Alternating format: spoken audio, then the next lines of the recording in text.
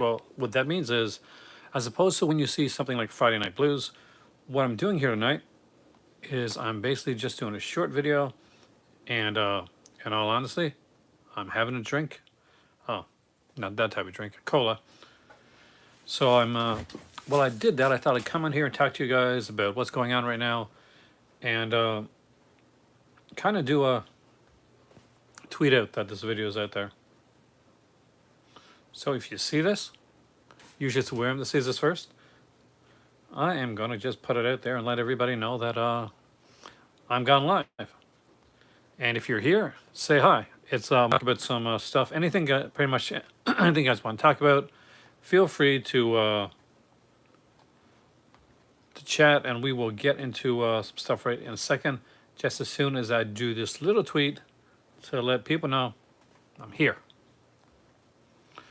I want to thank everybody yesterday that came in and watched the video. It was just a short, like 5-minute video, where I talked about the Munsters film and the trailer that came out.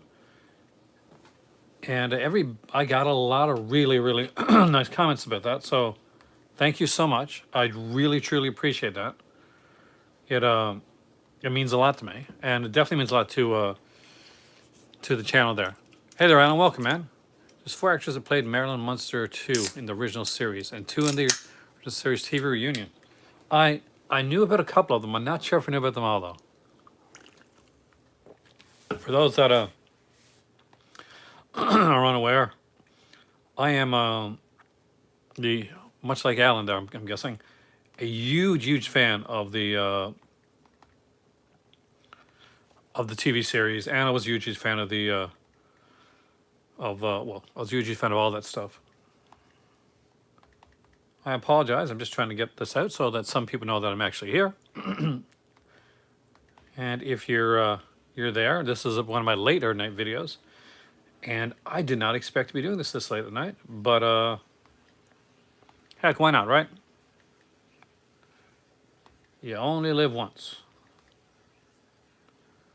Oh my God, that is not even the same language. So if I missed any comments while I'm doing this, I do apologize.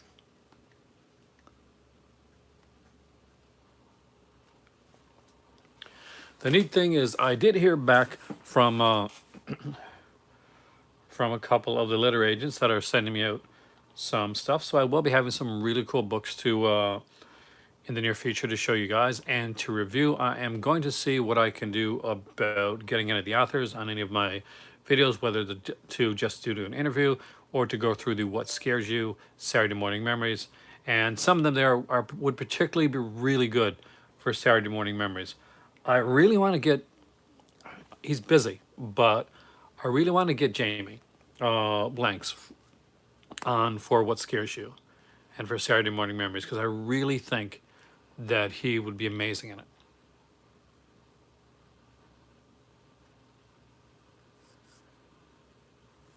And I actually have that one, the Addams Family one. I don't have as much of the Addams Family as I do of the Munsters. I got the complete Munsters. It was harder to get the complete Addams Family.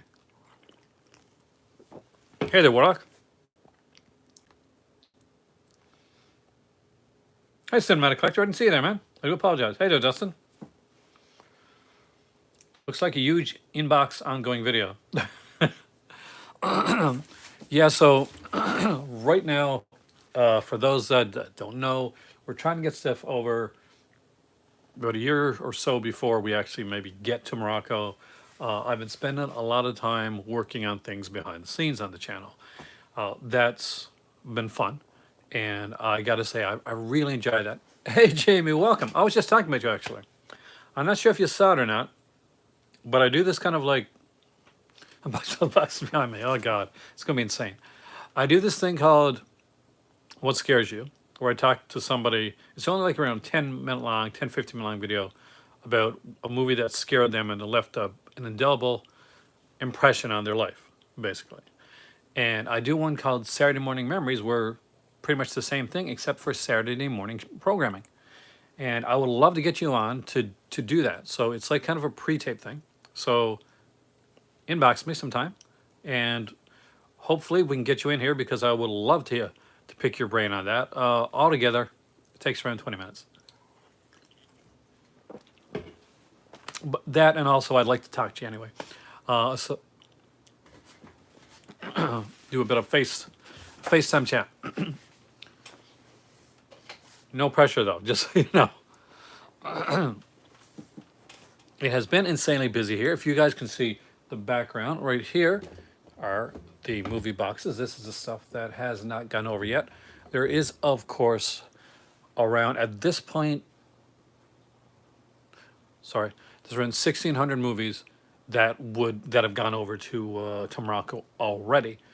These are not them. I would love to chat. I mean, like it's been so hard. I'm gonna apologize because I've been meaning to reach out for a bit, and this has been my life for the last little while. It's even slowed down my channel a bit. I want to thank people for not eviscerating me for my Munsters trailer thoughts, and I have to say, people are very nice. One of the things that I find with my channel sometimes, movie night in Morocco tonight. I will. I want to be in Morocco tonight. Is that I can be a fairly positive person, and sometimes people take that, I guess, the wrong way. It negativity on YouTube goes a lot farther. It really does. Now, and there's people I know that don't. That's just their thoughts. They think things, and that's what they think. Yeah. Honestly. Thank you, Dustin. I did not know if it was going to go okay. My better half wasn't sure about me doing it because I did but we have mentioned the whole idea of trying to get on Twitter and TikTok and Instagram and and do like the whole thing. I guess to hopefully market it better. I shaved a bit, so my beard is not as wild as it was a few days back. If people were watching then, there are a few things that I want to talk about, but I didn't plan to do it tonight. This is a different night. I'm glad you did. I really enjoyed the trailer too. Oh, now, very nice guy, by the way. Before I go any farther, and it's a great shout out to Michael. Had a very different reaction than me, and that is fine. Cisco and Ebert had different reactions as well, and it doesn't take anything away from like what either one of us like thought or what we said. It's just our own thoughts and reactions on that. Hey there, Sin Arcadia. Welcome, man. But it's been busy. I've been trying to watch as much as I possibly can. I want to, yeah, like everybody agreed, walk be boring as hell, right? Like everybody will be watching the same movies, reading the same books, watching the same shows. Who the hell, what fun is there in that? And of course, never take it too seriously. If you agree with me, that's fantastic. If you don't agree with me, that's okay too. That's not. It's never something to. It's not going to be a fisticuffs type of thing. So today we got the last of the movie boxes done. Box 16. We did like some slip covers and stuff, inserts and stuff like that as well. It's been quite the journey. I will say that it's been quite the journey. My dad, I've talked to my dad actually recently, and it was technical things, and he saw it going through it as a in a technical aspect, and that's there's nothing wrong with that. Like it was kind of a breakdown. It was very interesting actually. I got to watch a bit of that. Like I disagreed, but that's okay. But I got to watch a bit of his video, and I found it very intriguing. I looked at it as like just as a Munsters fan, and like a guy that was tentatively curious because I don't always like what Rob Zombie puts out there. 31 was not my thing. Halloween 2 was not my thing. House of a Thousand Corpses I'm a bit mixed on. So when they said he was going to do Munsters, I was like, first I was like, Rob Zombie's in Munsters, and then I thought, wait a minute, this is the guy that bought the Munsters car years ago, like when he was in White Zombie, bought Dragula. But you know, it's a movie, the song Dragula. The Munsters car is in that, and that's the actual Munsters car. He bought that. He's got a huge like collection. He's a huge fan of the Munsters. So I said, okay, maybe you know, he can do some kind of cool stuff with it. And it looks like what he did, or in my opinion, what he did. I don't want to like go too much because you guys have already seen the video. Is that he's taken the approach of actually making an extended Munsters TV episode and stuck within what the Munsters was within the whole like frame rate and the style of of the Munsters basically. And of course, you know, we don't know for sure. This is just a trailer until everything comes out there. Some people thought it looked kind of cheap, and like I was kind of like, well, it's kind of supposed to. This is a big, you know, like TV, and they said, well, where'd the money go to? Making the house, actually. Probably making the house is where a lot of the money went to, because the house is impressive. But yeah, it's everybody's got their own thoughts on it. Like that's overall, that's mine. Is I thought that what I was looking to see in the trailer was to see if he would capture the tone and the style of the TV series, and that he has done, like pitch perfect. My better half looked at me and said, he's got the tone pitch perfect, and she doesn't like Rob Zombie stuff, so she was really shocked. She did not expect it, and I was like, you know, there's a couple things that I'm not totally sold on yet, but overall, you know, it's exactly what I want from a Munsters thing. He could have went in his own direction and did like Mission Impossible. I'll tell you something now. A lot of people don't know this. When the first Mission Impossible came out, hey there, Ken, welcome, man. Announcement keep 4K for The Driver, nice. Saturday Night Fever 4K, yes. Others 4K. Night Living Dead 4K is coming out. I did not know that one. And it happened one night. It's gonna be an expensive year. Well, I got news for you. See this? This is gonna be an expensive year for me. And I'm going to get back to my dad and shopping, by the way, in a minute, because there's some movie news there. But overall, that's exactly what I wanted to see. I wanted to see him do like the Munsters, And one thing I didn't like when it first came out, even though I'm a big fan of the director, when Mission Impossible, the first movie came out, I was not a fan. Like it was a good action film, but as far as a good representation of Mission Impossible, the first 5 to 10 minutes were, and then the rest of it was just its own thing. And eventually, the Mission Impossible series kind of became its own thing, and did fantastically well. But at the time, I was like, you're gonna make the main good guy, Mission Impossible, into the bad guy. Screw that. And it took me a while before I would actually watch any of the other ones because of that, actually. But if you're gonna have an actor trying to be a bad guy, I guess John White's going for that. It was Peter Graves that would not have accepted it.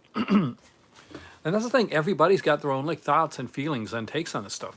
So my dad was going to pick up some was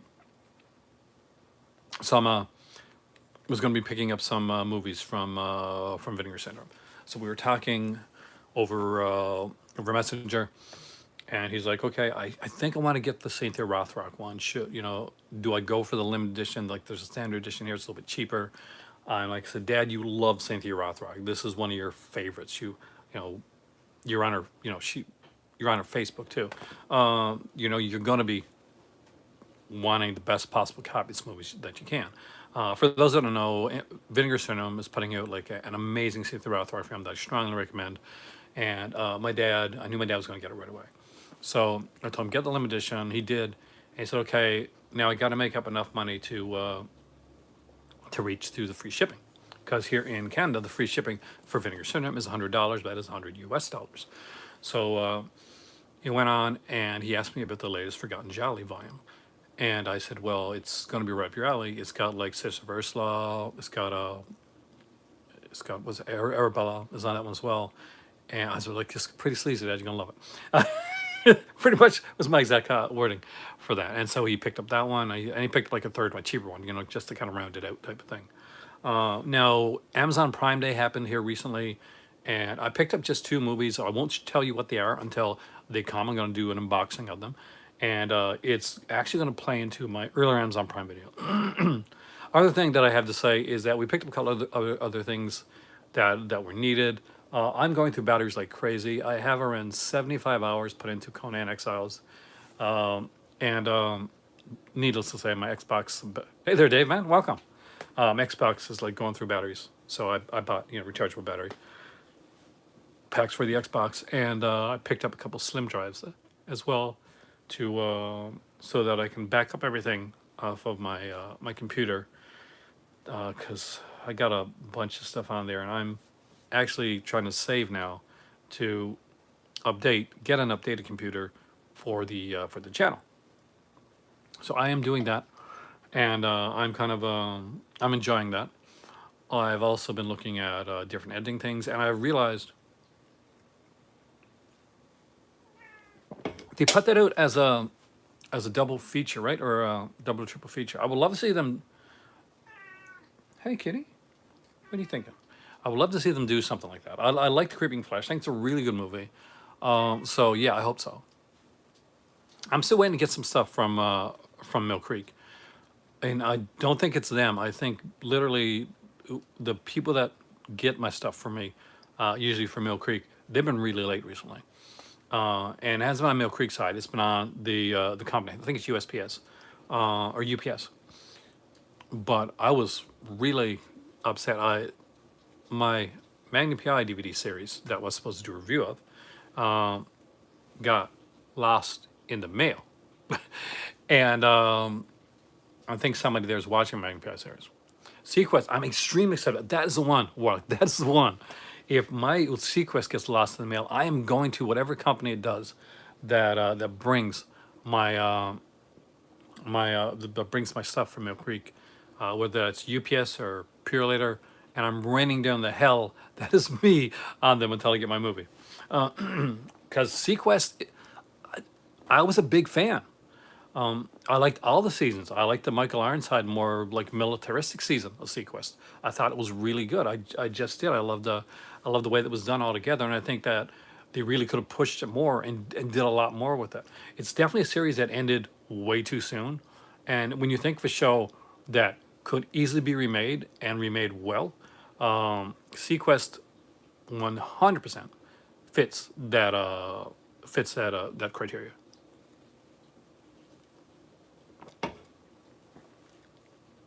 Psycho Circus. My dad has that one actually. I try to remember if I do, but I don't think I do.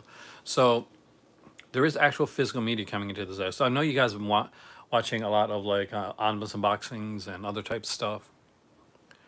But there is actual movies coming in, 4K movies too, and there are a couple others. My good friend George reached out to me. He picked up a couple things for me during Amazon Prime Day, and it'll be in 2 or 3 weeks. It should be here, so I'll make sure to unbox those on here. And those, well, my friends, are box sets, and I think you guys are gonna. I know I'm gonna be excited, so I'm pretty sure you will too, because it's some pretty cool stuff. As for like announcements that are of stuff that's coming out right now, I will unfortunately say that aside from a couple announcements, I've really been behind on keeping up with stuff. Basically, it's literally been like my work email has been the only thing online that I've really gotten to look at, except for a couple tech reviews for some research that I'm doing. Diving into like the MacBook reviews and stuff like that, and going, and then I'm checking my email because I'm reaching out, and I'm starting to realize that. Hey there, Rick. I'm starting to realize that in order to get it done the way that I want it done, and to go into more to go live, but also to do more pre-taped videos as well, things that I really enjoy doing, that I'm going to have to kind of harken back to my earlier days. So for those that don't know it, well, the first thing that I was trained for, that I went to school for, was journalism, and that it sticks with you. Like you think, oh, your teachers always tell you, and just if you're younger and you're watching this, though I do tend to have an older audience.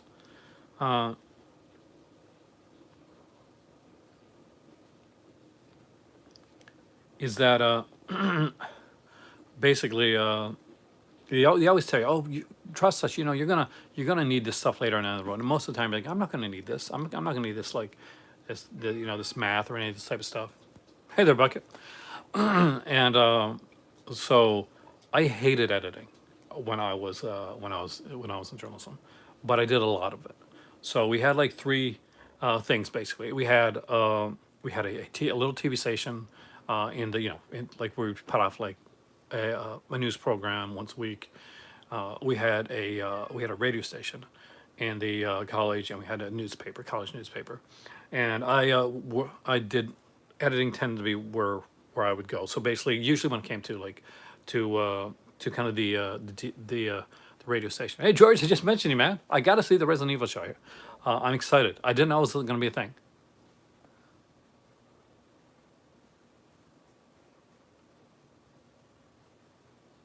Oh, nice. That's excellent. Um, I said, so what I used to do was especially when I was going on for radio, is I do it a call sheet, and oh, that's what I call it. That's what we call it now.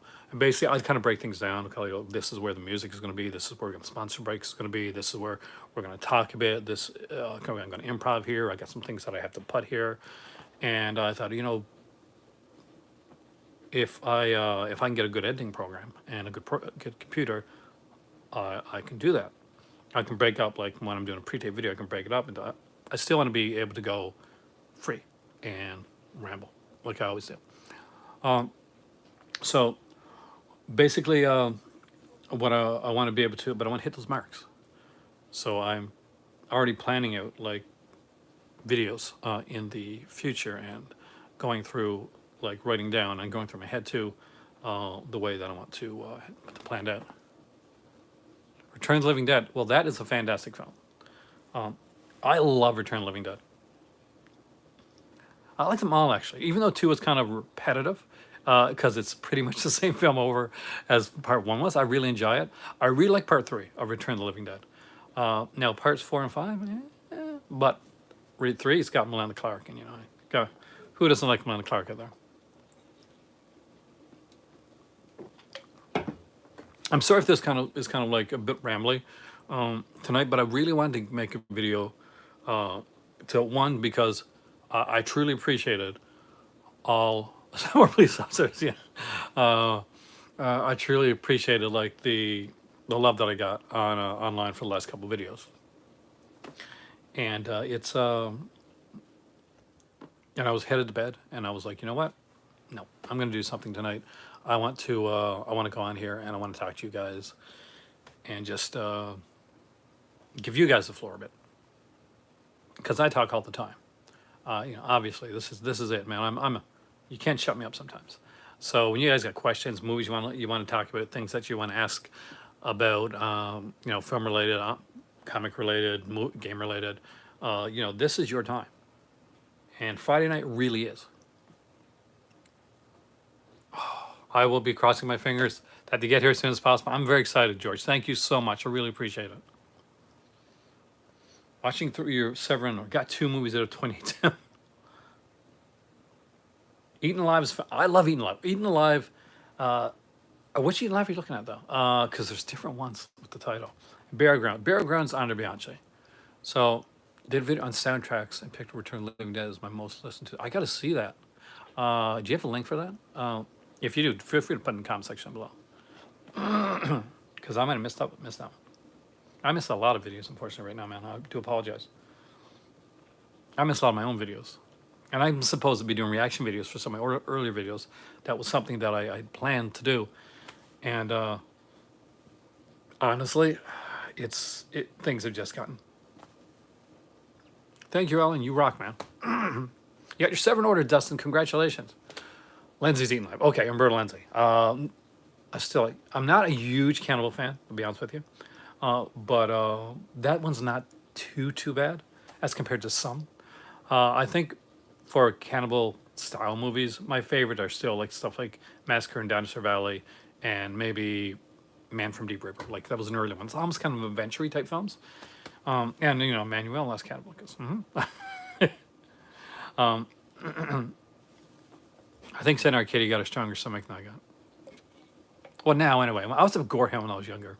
Not so much now. I used to get all the magazines: Gore Zone, Horror Fan, Fangoria. God, there's a ton of them back then. The year that I went to college first is 1989, and in 1989 was the same year that horror fanzines and magazines took off. So you can actually go back and look, and you can see like the magazines that kind of came out around that time period, or in 1989, 1990 period. There was a ton of them coming out on a regular basis. And much like when the comics boom happened in the mid 90s, they that they happened in like that time period. You're a big cannibal person. I have some friends that are actually. Green Inferno, I actually didn't mind. I used to work in a video store with a weird kid who would recommend Burial Ground to everybody. It's a good film. Yeah, the kid was right. Charles Ballin. Yeah. Who didn't read Charles Ballin and Gore Zone every month, right? He had that. He had that. He had that. What's it called again? He had his own like monthly article that he had in Gore Zone. And didn't he do some work with Rue Morgue as well? Or am I mixing that up? Was it the Gore Score? I can't remember. I mean, there's a few like Chaz Ballin. He did his own. He had his own fanzine at one point, I think. But he did a lot of stuff, and he was definitely was the Gore Hound type guy. So we'd be talking about a lot of that stuff. RSVLTS clothing is a sale going on right now on Star Wars. So if you're into Star Wars, my better half would be. But right now, even stuff that we like. I mean, like this was probably. I'm not gonna lie. This when we looked at the Amazon Prime Day sales, they were baller, man. They were awesome. So much stuff we wanted to get. The Gunsmoke series was on sale. The Heart to Heart was on sale. And at the end of the day, we couldn't get any of those. We were very very limited. But in their own time. Watch the thing for the fourth. I love the thing. Okay, my better half can't watch it, Jamie. We went to a theater, a digital like film festival, to watch the thing. She had never seen it before, so this is going to be her first time watching it. I've told this story before, so I do apologize if you've heard it. So we get in there, and I got to preface this by my better half loves animals, so I have to watch movies ahead of time to let her know like if there's an animal getting killed in it, she ain't watching it.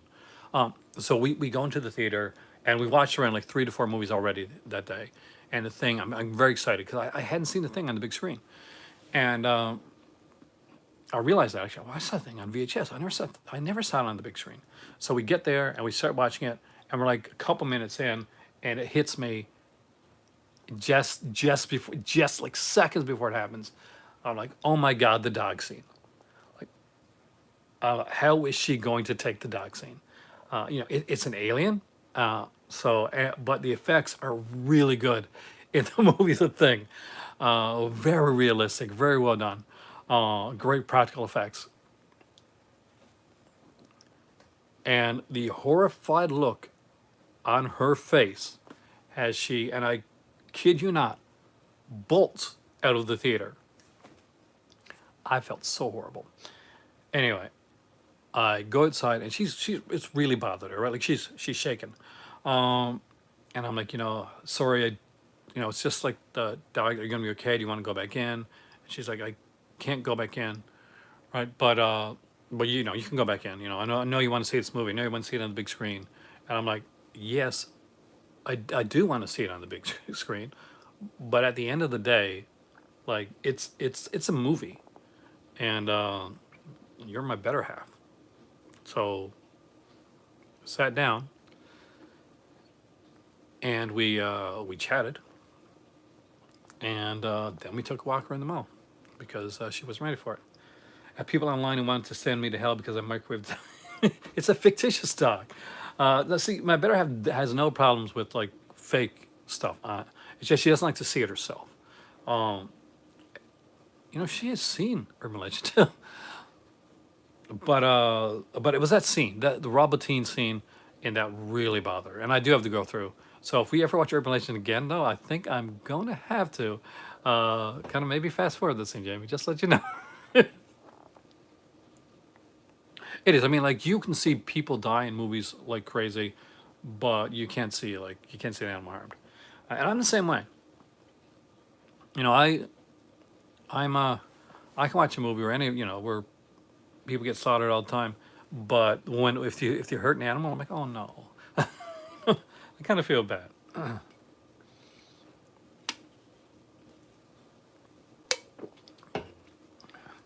Do you know Howard Berger, Jamie,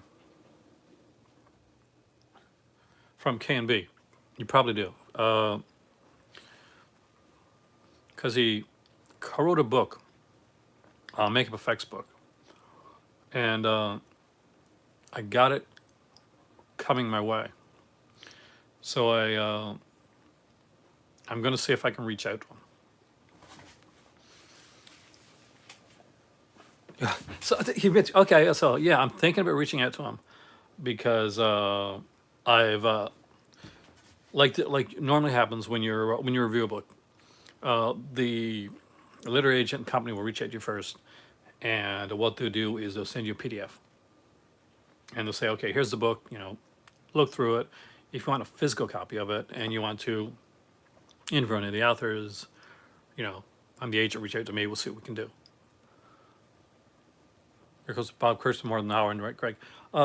Yeah, I didn't know because I'm going to say, like I said, do I? So I can mention. Can I mention you if I talk to Howard? Can I say you're the guy that made the chair mess for Valentine? I got to look through the book and see if that's there. So anyway, I got some books coming from a couple companies, couple literary companies, and it's an exciting like thing for me and for my channel because the one thing that I'll always tell you, and I'll always say is special features on your movie and your disc are fantastic, but nothing beats books as the greatest, like on film as the greatest special feature of all. Like that's how I grew up learning this stuff. I didn't. I'm older, so VHS, was a thing when I was a little bit older, when I was like a kid, like just before I became a teenager, and we had like CDs and all that stuff. So I didn't like learn about movies the way like when you're younger now and you picking up a DVD or Blu-ray and it had a ton of special features on there. That wasn't that wasn't the thing for me. I had to go out and like research it. There was no computer stuff to look at. I'm old, guys. So I got as many books as possible on films and I read them and reread them. And I think that's part of the reason that I've got such weird like recollection for certain just like weird obscure movie facts. I think it comes from that because basically it got drilled in your head. Same way if you're going to school.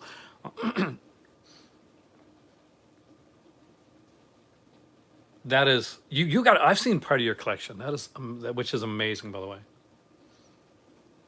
Put it by Starlog. I remember. Do you remember when Tom Savini put out those Grand Illusion books? I used to have both of them, and I lost them in a move. I was so disappointed because I was a huge fan of those books, and I was a super fan of the work that he did in like in Creepshow. So when I finally got to meet Savini, I as a big of a Friday 13th fan and stuff as I am, I wanted to talk to him about Fluffy. Because I thought, you do a lot of gore stuff and a lot of these, Dawn of the Dead, Prowler, Friday 13th, all that stuff, but you don't get to work as much in like actual creature design effects as you really should. And I'm like, because you got a talent there, and because of the other stuff, it doesn't get utilized as much. Like you see, okay, there's Tom Savini, the gore guy, but Tom Savini made Lucy for Tales from the Dark Side, and Fluffy for Creepshow. And when you're watching like when you're watching Friday 13th Part 4, and you see Tommy Jarvis up there with these like creature masks and stuff like that, yeah, that's that's Savini stuff. So it's actually pretty cool. Which is probably why I got along with Savannah, like as well as I did, because I wasn't there to ask the regular question. I guess I'm a weirdo. I'm a nerd. I'm a geek. Huge chest with Fangoria Starlog. Oh God, I remember Starlog so much. See, Starlog is what we got first. What I got first here, Jamie. It was harder to get like Fangoria. Like Fangoria was a harder find. You had to go to like a certain like bookstore, and you had to be there early on when it came out, or it was gone because you only had 2 or 3 copies, right? But Starlog, you could go to pretty much any bookstore or any like drugstore at the time, because drugstores used to carry books back then, and get the Starlog magazines. I had a huge like thing of Starlog magazines and comic heroes. I had like the Fangoria that I could find, and eventually like Gorzone. I had all the Gorzone ones, and I'm not sure which company was it, Gorzone or one of the other ones that did like this Freddy's Nightmare cover, and the way that was done. It had a lot of red and green on it, so people said like this was kind of like the secret 3D Freddy's Nightmare cover. Anybody remember that? And he's kind of wearing like I think he was wearing like the surgeon's outfit at the time. So I Starlock subscription. That's what I should have done, man.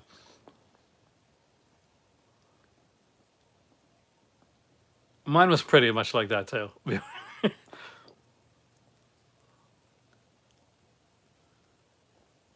And that's the thing. Like, there's times I get like inundated with movies, and I got to catch up this, and I got to watch this, and I'm watching or trying to watch this the folk horror box set, but I keep getting overwhelmed by the fact that I just want to do a really good job of it. So I put it aside and I said, okay, I want to take 2 months, box set it, book it out, and just like really dive in.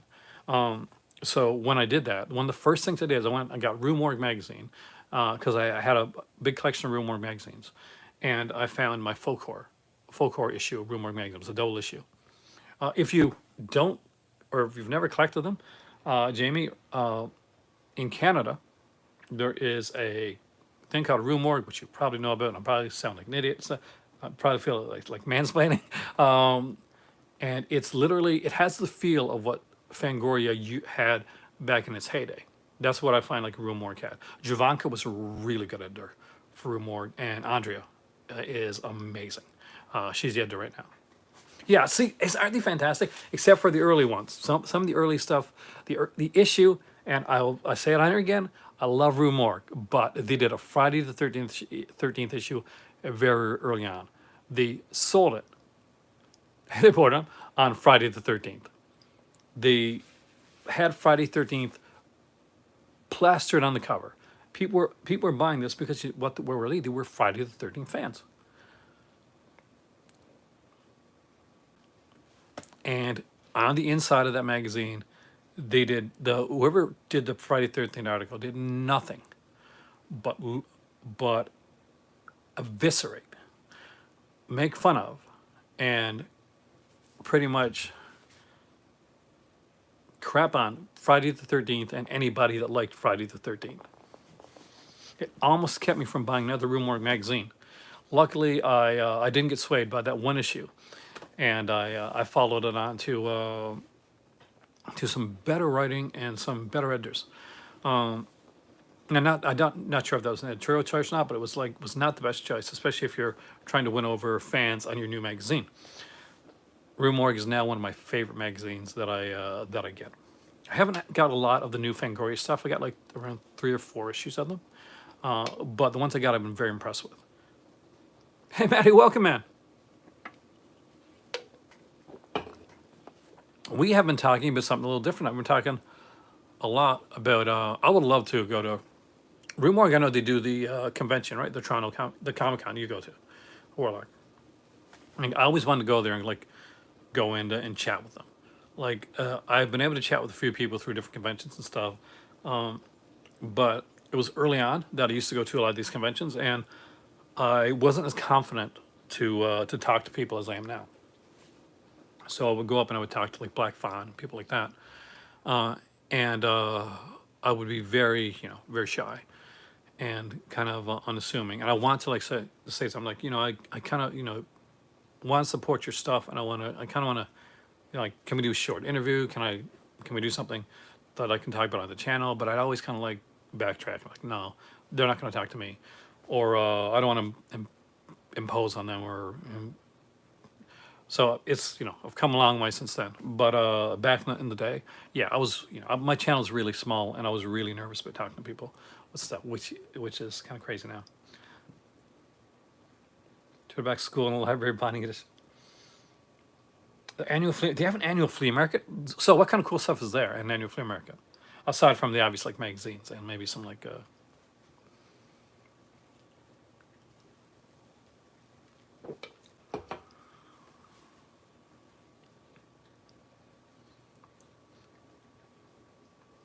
Isn't it neat when you get like the guy that comes to the set, and this is a guy that that's going to do it right. That's actually going to be writing about it and feeling and giving it like what you think, like seeing the what's.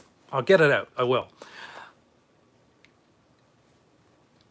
Seeing like the feel on the set, and what you're putting into it, and understanding that, as opposed to when you get like a writer that comes in and is like a little bit more cynical and is looking for the different edge so they can make it, more of a snarky article, as opposed to what I consider a more well-done article.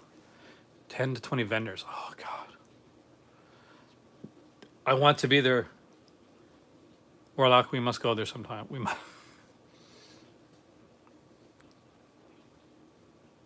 That's the thing. When you meet somebody like that, it's important. I mean, and too. I think early on, when you talk to somebody, and I've made some bad choices early on when it came to like who I trusted on like in this format, but you after a while you kind of realize, okay,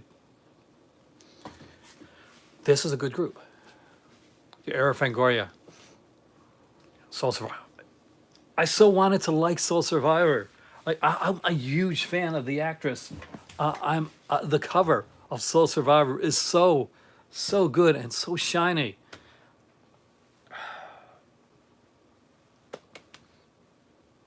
I I still have been able to do it. I own the movie too. I own Soul Survivor, by the way.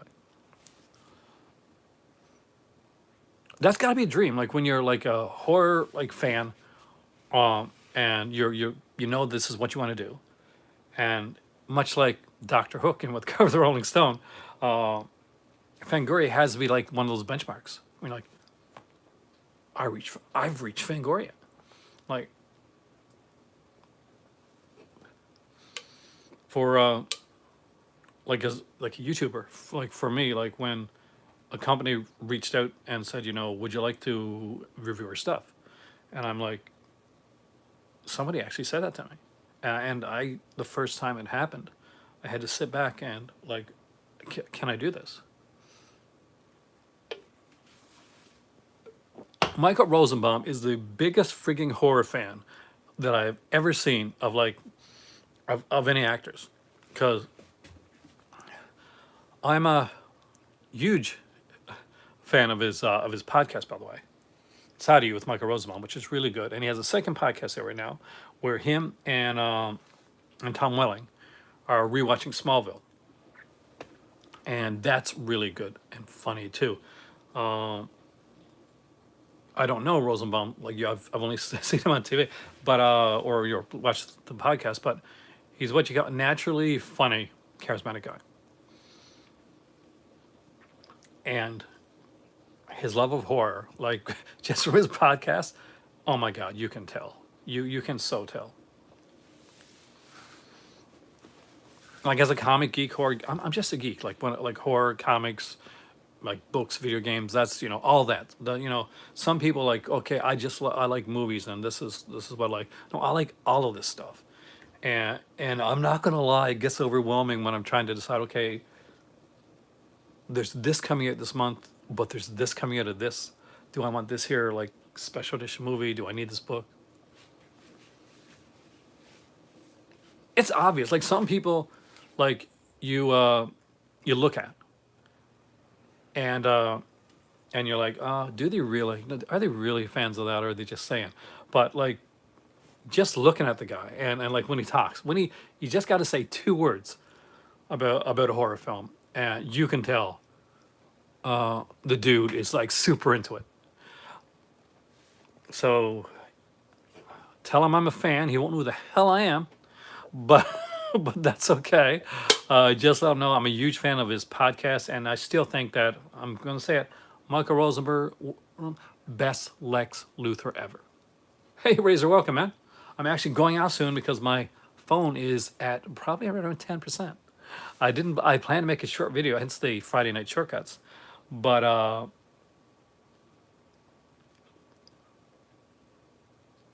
did he really? That's the second like mention of Return of the Living Dead tonight. I see. God, I wish I was still here. My copy of Return of the Living Dead. I got the second sight edition because I wanted to. I always. Isn't that the case, Maddie? I always plan to do a short video, but I wanted the second sight edition because the I need to have the soundtrack. I loved the soundtrack to Return of the Living Dead. That was fantastic, and you had such a great cast too. But so when I was getting a version of it, my better half, she actually got it from me. I didn't know it was coming, and she did the research to see. Okay, I'm going to get a Return of the Living Dead. I'm going to get it from England, and I'm going to make sure it's the Steelbook second sight edition with the right soundtrack. And here's you got to understand, she's not a horror fan, so for her to like to take that much effort to go in and like just pick this up and come, and it came like 4 days before Halloween. We're in St. John's, and she said, "Go to there's something coming today. Don't open it up till I get home." What was that? And so yeah, she's an amazing person. I'm very very lucky. I wanted to buy her like a wrestling action figure the other day actually, because she's a fan of the old AEW wrestling thing, Kenny Omega especially. So I wanted to get her a Kenny Omega figure, and she told me if I dared get her a Kenny Omega figure, that she had to bring back to Morocco and like see her friends would say she would. Yeah, it would not be good for me. All right, our friends. Jamie, reach out to me sometime when you're not busy, in the near future, and we will set up a time because I want to chat with you, and I'd like to get you on for like a couple of things. They're only short, so it won't take too much of your time. But I'd like to chat with you behind the scenes as well. See how things are going with you. You know, some stuff we talked about before, and again, hope your wife is doing well. That your family's doing good. Have a wonderful time there, guys.